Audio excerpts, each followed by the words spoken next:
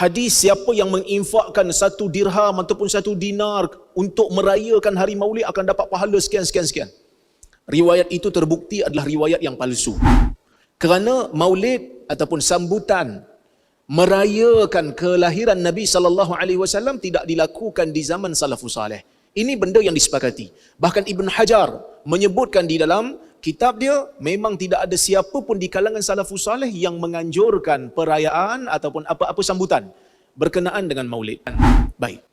Riwayat ni ada dalam Sahih Bukhari ribuan tahun. Tetapi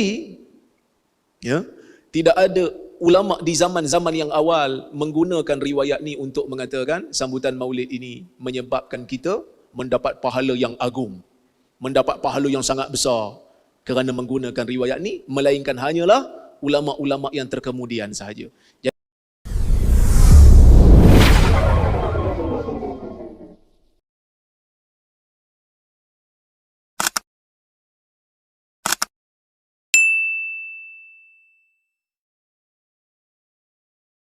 Ataupun riwayah yang berkaitan dengan Abu Lahab. Kisah ni jadi glamour di akhir-akhir ni. Sebelum ini kita biasa dengar cerita berkenaan dengan Maulid. Hadis siapa yang menginfakkan 1 dirham ataupun 1 dinar untuk merayakan hari Maulid akan dapat pahala sekian. Riwayat itu terbukti adalah riwayat yang palsu. Kerana Maulid ataupun sambutan merayakan kelahiran Nabi SAW tidak dilakukan di zaman salafus salih. Ini benda yang disepakati.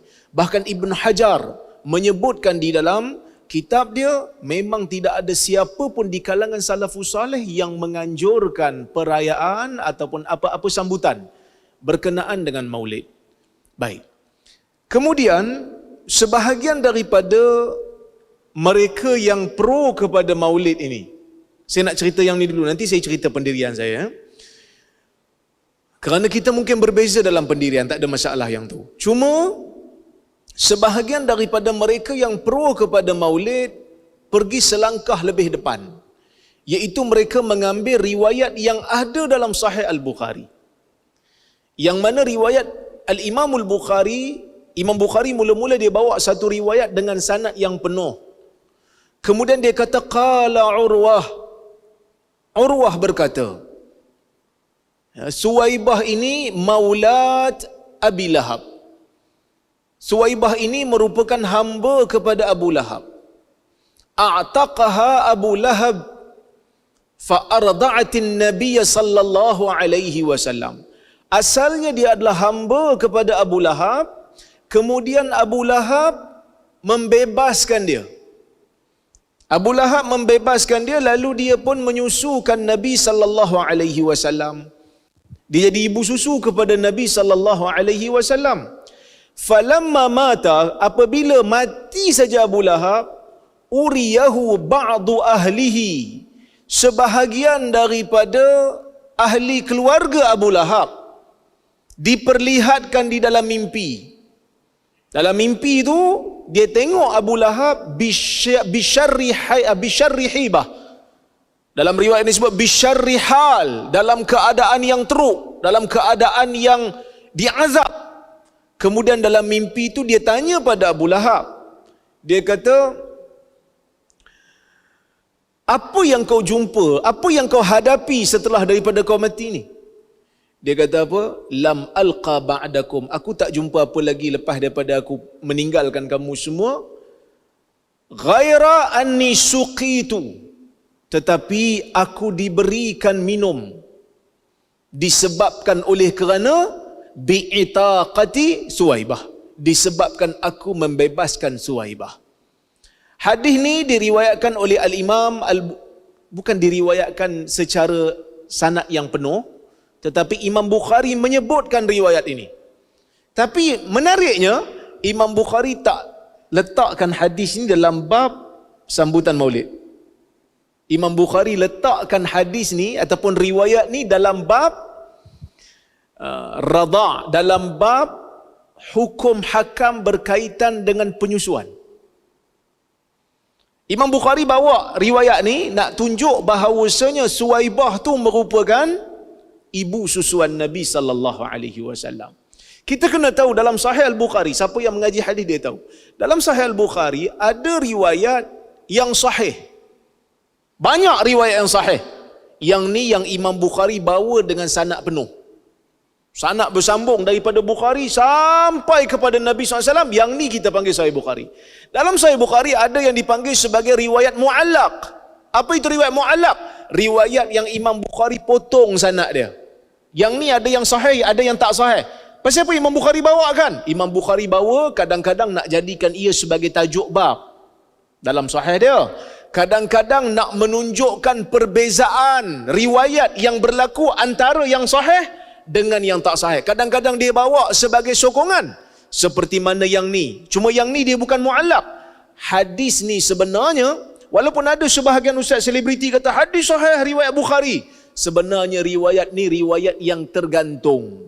Riwayat bukan tergantung, riwayat yang terputus sanad. Kerana sanad dia sanad yang mursal. Kenapa mursal? Kerana ia datang daripada jalur Urwah. Siapa Urwah?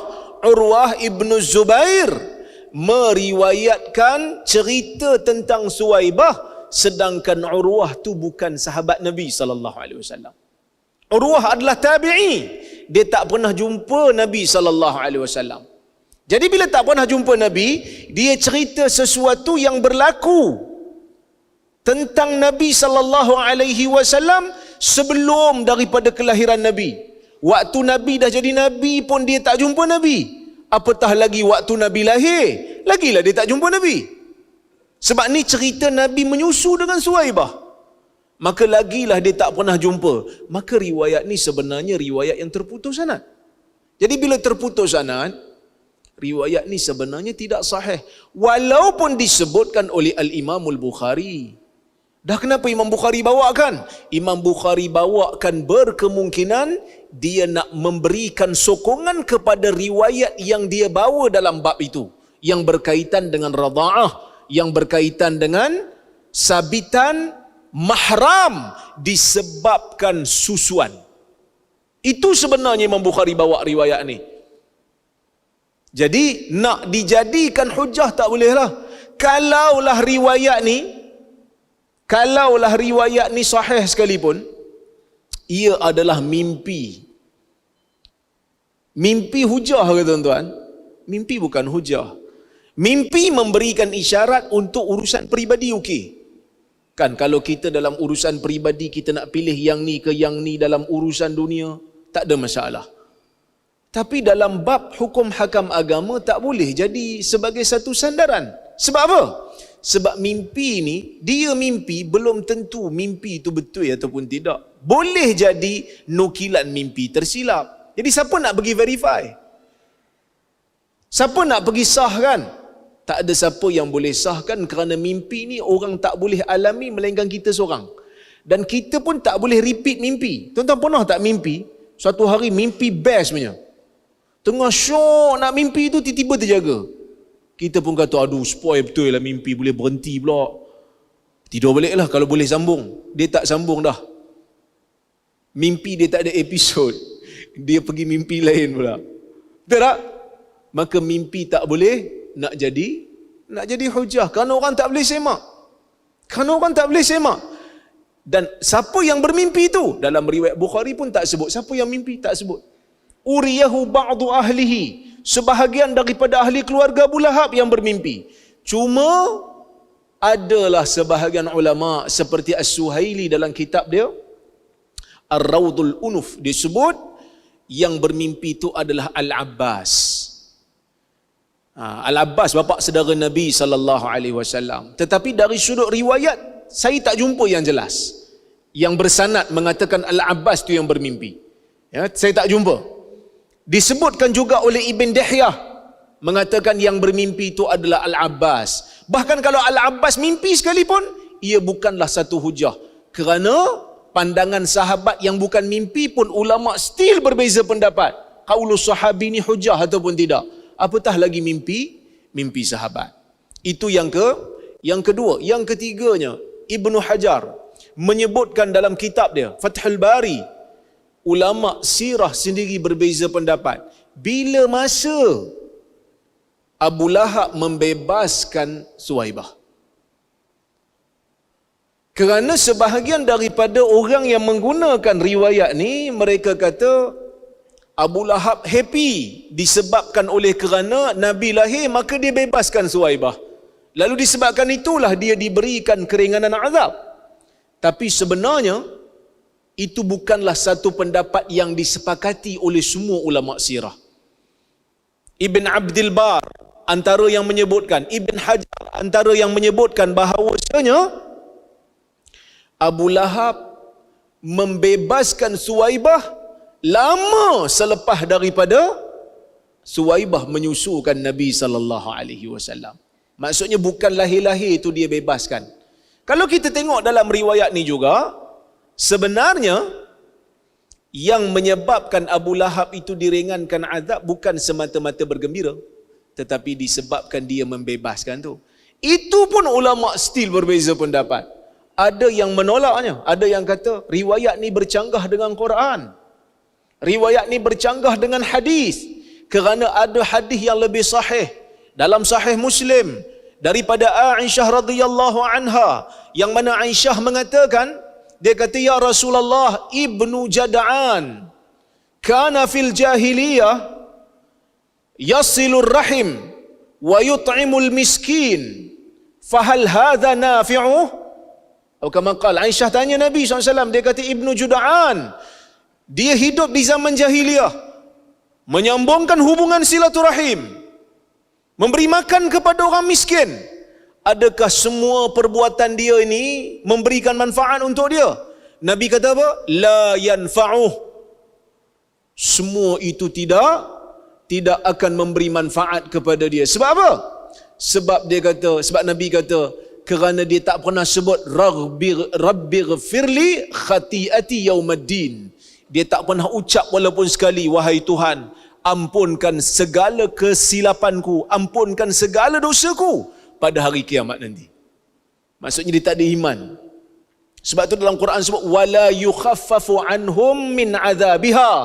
Di antara azab, di antara balasan orang kafir ni naru jahannam. Naru jahannam, akan diberikan neraka jahannam. La yuqda alaihim fayamutu. Mereka tidak akan dimatikan. Mereka tak akan mati dalam neraka. Wala yukhaffafu anhum min azabiha. Dan mereka tidak akan diringankan azabnya. Jadi sebahagian ulama tolak. Dia kata riwayat ni mana mungkin, tak mungkin. Yang kita kata boleh diringankan azab ni kalau datang riwayat yang sahih, seperti mana Abu Talib. Ini riwayat yang tak sahih, dia kata, maka tak mungkin. Tapi ada juga yang menerimanya, yang mengatakan berkemungkinan disebabkan oleh kerana amal saleh yang mereka lakukan memang betul-betul kerana Allah, walaupun mereka tidak ada iman, mungkin Allah Ta'ala akan ringankan sikit. Bukan lepaskan terus daripada neraka, tapi hanya ringankan sedikit. Seperti mana yang disebutkan oleh Ibn Hajar, dinukilkan, yang disebutkan juga oleh Al-Imamul Baihaqi, berkemungkinan diringankan sedikit saja. Cuma saya nak bagi tahu, tuan-tuan dan puan-puan rahmati Allah sekalian, riwayat ni ada dalam Sahih Bukhari ribuan tahun. Tetapi tidak ada ulama di zaman-zaman yang awal menggunakan riwayat ni untuk mengatakan sambutan Maulid ini menyebabkan kita mendapat pahala yang agung, mendapat pahala yang sangat besar kerana menggunakan riwayat ni, melainkan hanyalah ulama-ulama yang terkemudian sahaja.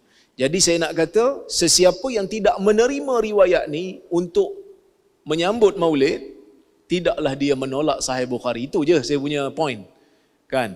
Bukan saya nak kata sambutan Maulid ni siapa buat kira masuk neraka tu, dah. Nanti saya akan hurai kemudian. Cuma saya nak kata, kadang-kadang ada orang, dia dah jumpa riwayat ni, dia tak pergi tengok pun dalam Sahih Bukhari. Dia tak pergi tengok pun. Dia cuma kata, ni macam mana? Kau kata pakai sunnah, kau kata pakai hadis. Ni ada dalam Sahih Bukhari, riwayat ni sahih pula, kan? Sebab ada ustaz selebriti duk baca dan dia pun kata sahih. Kita kata nanti dulu, kerana riwayat ni walaupun ada dalam Sahih Al-Bukhari, tetapi darjatnya tidak sahih. Wallahu ta'ala a'lam bissawab.